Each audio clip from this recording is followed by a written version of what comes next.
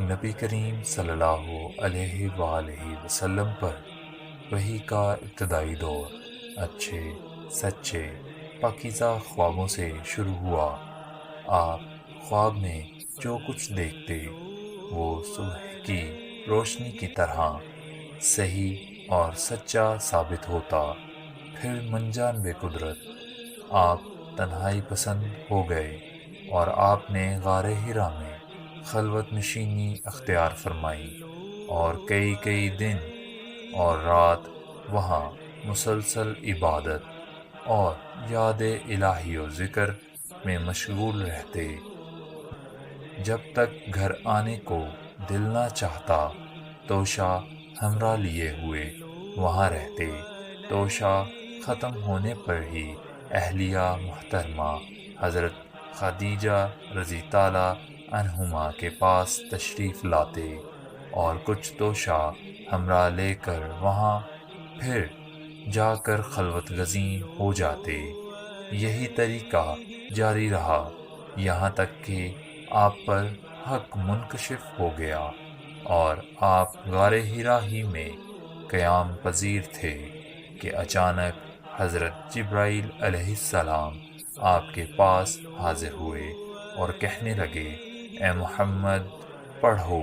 آپ فرماتے ہیں کہ میں نے کہا کہ میں پڑھنا نہیں جانتا۔ آپ صلی اللہ علیہ وآلہ وسلم فرماتے ہیں کہ فرشتے نے مجھے پکڑ کر اتنے زور سے بھینچا کہ میری طاقت جواب دے گئی۔ پھر مجھے چھوڑ کر کہا کہ پڑھو۔ میں نے پھر وہی جواب دیا کہ میں پڑھا ہوا نہیں ہوں۔ اس فرشتے نے مجھ کو نہایت ہی زور سے بھینچا کہ مجھ کو سخت تکلیف محسوس ہوئی۔ پھر اس نے کہا کہ پڑھ۔ میں نے کہا کہ میں پڑھا ہوا نہیں ہوں۔ فرشتے نے تیسری بار مجھ کو پکڑا اور تیسری مرتبہ پھر مجھ کو بھینچا۔ پھر مجھے چھوڑ دیا اور کہنے لگا کہ پڑھو اپنے رب کے نام کی مدد سے جس نے پیدا کیا اور انسان کو خون کی پھٹکی سے بنایا۔ پڑھو اور آپ کا رب بہت ہی مہربانیاں کرنے والا ہے۔ بس یہی آیتیں آپ حضرت جبرائیل علیہ السلام سے سن کر اس حال میں غار ہرا سے واپس ہوئے کہ آپ کا دل اس انوکھے واقعے سے کانپ رہا تھا۔ آپ حضرت خدیجہ کے ہاں تشریف لائے اور فرمایا کہ مجھے کمبل اوڑھا دو، مجھے کمبل اوڑھا دو۔ لوگوں نے آپ کو کمبل اوڑھا دیا۔ جب آپ صلی اللہ علیہ وآلہ وسلم کا ڈر جاتا رہا تو آپ نے اپنی زوجہ محترمہ حضرت خدیجہ رضی تعالیٰ عنہما کو تفصیل کے ساتھ یہ واقعہ سنایا اور فرمانے لگے کہ مجھ کو اب اپنی جان کا خوف ہو گیا ہے۔ آپ کی اہلیہ محترمہ حضرت خدیجہ رضی تعالیٰ عنہما نے آپ کی ڈھارس بندھائی اور کہا کہ آپ کا خیال صحیح نہیں ہے۔ اللہ کی قسم آپ کو اللہ کبھی رسوا نہیں کرے گا۔ آپ تو اخلاق فاضلہ کے مالک ہیں، آپ تو کنبہ پرور ہیں، بے کسوں کا بوجھ اپنے سر پر رکھ لیتے ہیں، مفلسوں کے لیے آپ کماتے ہیں، مہمان نوازی میں آپ بے مثال ہیں اور مشکل وقت میں آپ امر حق کا ساتھ دیتے ہیں۔ ایسے اوصاف حسنہ والا انسان یوں بے وقت ذلت و خواری کی موت نہیں پا سکتا۔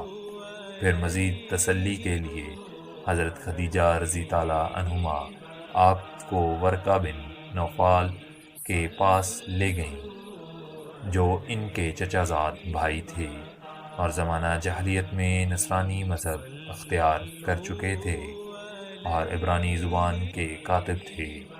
چنانچہ انجیل کو بھی حسب منشائے خداوندی عبرانی زبان میں لکھا کرتے تھے۔ انجیل سریانی زبان میں نازل ہوئی تھی، پھر اس کا ترجمہ عبرانی زبان میں ہوا۔ ورقہ اسی کو لکھتے تھے۔ وہ بہت بوڑھے ہو گئے تھے، یہاں تک کہ ان کی بینائی بھی رخصت ہو چکی تھی۔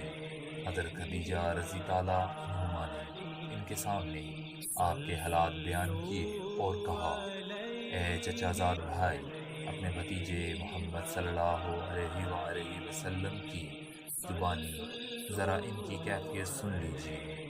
وہ بولے کہ بھتیجے، آپ نے جو کچھ دیکھا ہے اس کی تفصیل سناؤ۔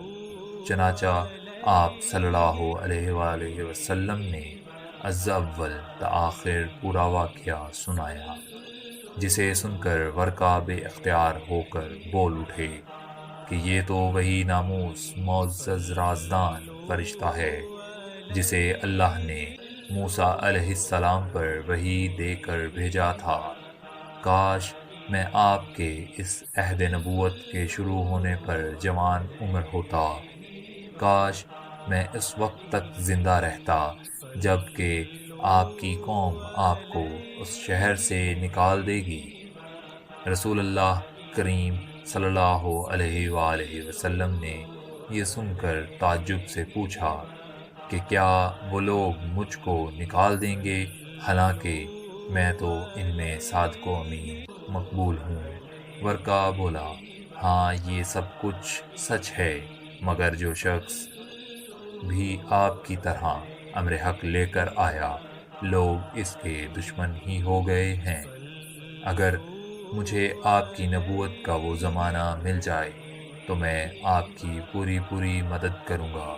مگر ورقہ کچھ دنوں کے بعد انتقال کر گئے۔ پھر کچھ عرصہ تک وحی کی آمد موقوف رہی۔